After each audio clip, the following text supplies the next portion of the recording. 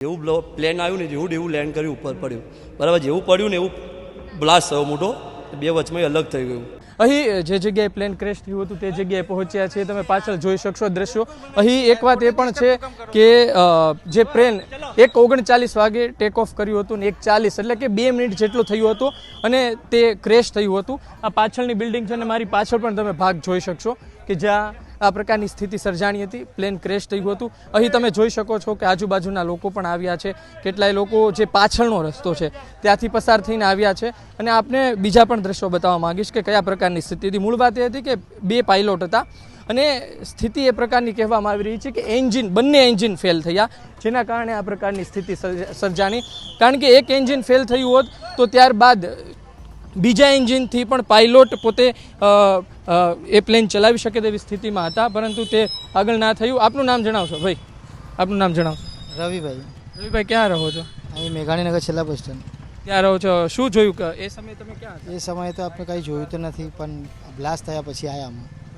તમારું? અમારથી થાય એટલી મદદ કરી અમારી. તમારું નામ જણાવો? પટની સની ગોપાલભાઈ. શું જોયું તમે એ સમયે?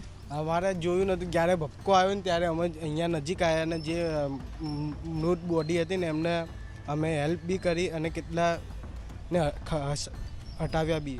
કબૂતરો કરી. કબૂતરો જે જલી ગઈ હતા એની સેવા આવતી માટે બહાર મોકલ્યા. એક વાત એ પણ છે કે રોજ અહીંથી પ્લેન નીકળે છે, પણ વર્ષો પછી આજે ક્રેશ થયું. આવી ઘટનાઓ ભાગ્યે બનતી હોય છે. ખાસ કરી તમે જ્યારે અહીં આવ્યા ત્યારે શું કોઈ ડેથ બોડી જોવા મળી હતી? બધી અમારે સાથે જ, અમારા હાથથી જ નીકાળેલી છે બધી. અમે 3 જ નીકાળી હતી, પછી બીજા બધાઓ નીકાળી હતી. અમે બંને 3 બોડી હાથથી નીકાળી હતી. આપનું નામ જણાવો? હું તો અમદાવાદથી આવું. હા, શું કહેશો એક આમ નાગરિક તરીકે? નાગરિક તરીકે તો યાર તકલીફ તો થાય, દુઃખ પડે બધા યાર. હું આજે પ્લેનમાં જ આવ્યો એકડે હમણાં. તમે આજે જ આવ્યા? પુનાથી આવ્યો હું. પુના. તો અમે આ જોવા આવ્યા છો? જોવા માટે આવ્યો. ને એક વાત એ પણ છે કે એમાં ઘણા મોટા ભાગના લોકો મૃત્યુ પામ્યા છે, ખાલી એક જ વ્યક્તિ બચ્યો છે. આ ઘટનાને તમે કઈ રીતે? દુઃખ તો થાય જ યાર. આવવા માટે બહુ તકલીફ પડી હતી. પુનાથી આવ્યો ત્યારે બહુ ડર તો લાગે, બીવાઈ ગયા. આપનું નામ જણાવશો? અલ્પેશભાઈ. આપણે ચાલતા અલ્પેશભાઈ મારું નામ છે. બાજુના બ્લોકમાં હું રહું છું. બરાબર. જે ટાઈમે અમે આ 1 નંબર બ્લોકમાં મારું મકાન છે. એકચ્યુઅલી એમાં શું થયું કે અમે બધા બહાર ઉભેલા હતા. જેવું જ પ્લેન નીકળ્યું ને એવું જ પ્લેનનું એન્જિન બંધ થઈ ગયું. અમને લાગ્યું કે અમારા બ્લોક ઉપર પડશે. બાજુના જ બ્લોકમાં મકાનમાં પાછળ જ અમારું મકાન છે. 1 નંબરમાં રહ્યું ને એ બ્લોક અમારો છે. જેવું અમે બધા બહાર ઉભેલા હતા, બહાર ઉભા એકદમ પ્લેન આવ્યું ને એને જોયું છે. અમે આવતા રિપીટ આખું આવતા અમે જોયું છે. બાજુના બ્લોક પર રહે છે. જેવું પ્લેન આવ્યું ને જેવું લેન્ડ કર્યું ઉપર પડ્યું બરાબર, જેવું પડ્યું ને એવું બ્લાસ્ટ થયો મોટો, બે વચમાં અલગ થઈ ગયું. હા, પૂછડો તાત્કાલિક કેન્ટીનમાં ત્યાં બાજુમાં અમે દોરીને આવ્યા ત્યારે બ્લાસ્ટ બહુ મોટો થયો. ત્યાંથી અમે આગળ ના ગયા. પછી અમે બ્લાસ્ટ વચમાં તૂટી ગયું. વચમાં તૂટી ગયું છે. તૂટીને સામેની બિલ્ડિંગમાં પડ્યું બરાબર. જેવું બ્લાસ્ટ ઓછો થયો ને એવા અમે અંદર લોકો ગયા. અમારા ઘરમાં દોરીને આવ્યા. સામેવાળી બિલ્ડિંગમાં બ્લાસ્ટ થયો બીજો. જેવું તૂટ્યું ને એવું પેલું પાછળનો ભાગ નીચે પડ્યો. સામેનો ભાગ જે મોટો ભાગ હતો ને બોક્સનો સામે જઈને પડ્યો છે. હા, પહેલી બિલ્ડિંગ પાસે જઈને બ્લાસ્ટ થયો હતો, વચ્ચે બ્લાસ્ટ થયો હતો. પહેલી ભાઈ સામેવાળી બિલ્ડિંગમાં થયો મેન.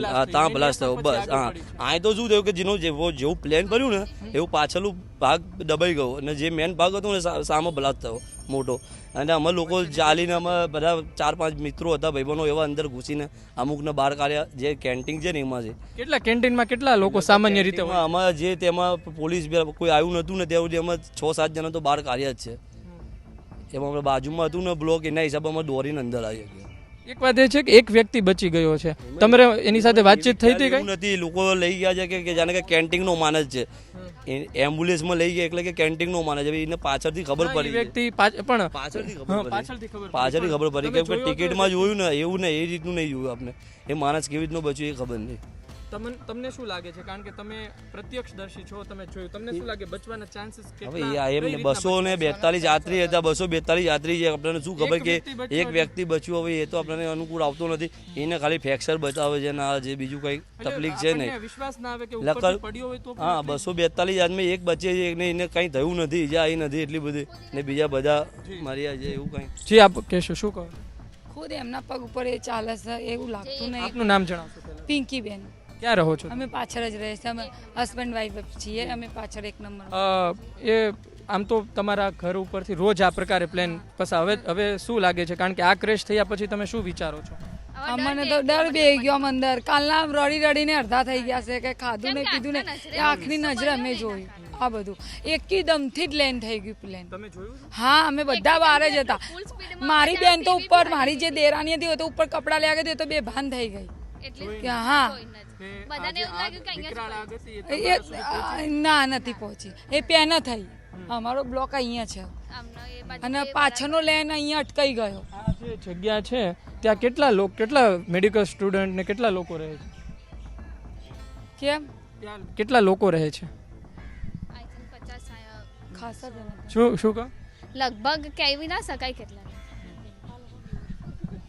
તો અલગ અલગ લોકો સાથે આપણે વાત કરી. તમે બેન? હું તો છે બાકુલ નથી આવી બેટા, જોવા આવી છું. તો તમે અહીંથી પસાર થતા હતા એટલે જોવા ના ના, એ તો હું દવા લેવા આવી હતી ને, કે ના હું એ જોતી જવાનું.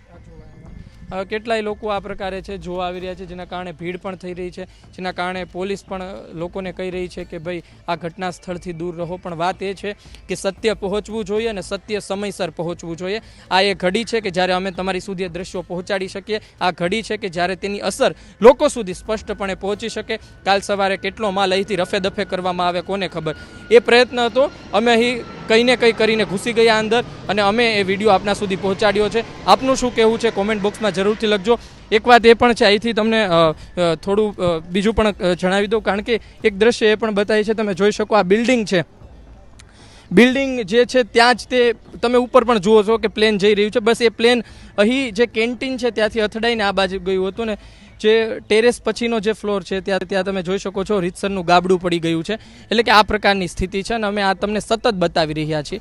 વાત એ જ છે કે તમામ લોકોના મૃત્યુ થયા તેની પાછળનું સાચું કારણ જવાબદાર જે કંઈ હોય એ સામે આવે. શું બોઈંગ કંપની જેના દ્વારા પ્લેન બનાવવામાં આવતા હતા તેના દ્વારા જ તે કોઈ ડિઝાઇનિંગમાં તેવી ત્રુટિ રહી ગઈ હતી કે 10-10 વર્ષ પછી આવી ત્રુટિ સામે આવી શકે, ભૂલ થઈ શકે? શું કોઈ પાયલોટની કોઈ ભૂલ હતી, પાયલોટ એરર હતી? એ પણ એક સવાલનો વિષય છે. ને વાત એ પણ છે કે મેન્ટેનન્સ તેનું જે થવું જોઈએ તે પૂરતા પ્રમાણમાં નથી થયું. કારણ કે બોઈંગ કંપનીના કામ કરેલા એક વ્યક્તિએ ન્યૂયોર્ક ટાઈમ્સને આપેલા ઇન્ટરવ્યૂમાં કહ્યું હતું કે તેને જે પ્રકારે ફિટ કરવામાં આવતું હતું, બનાવવામાં આવતું, તેમાં અલગ અલગ કંપનીના પાર્ટ્સ મગાવવામાં આવતા હતા. પણ વાત એ છે કે તેમાં ત્રુટિ જોવા મળી હતી અને કહેવામાં આવ્યું હતું કે આવનાર સમયમાં કદાચ નુકસાન પણ કરી શકે છે, પણ તેને એટલું ગંભીરતાથી ન લેવામાં આવ્યું અને ત્યારબાદ આ ઘટના જોવા મળી છે.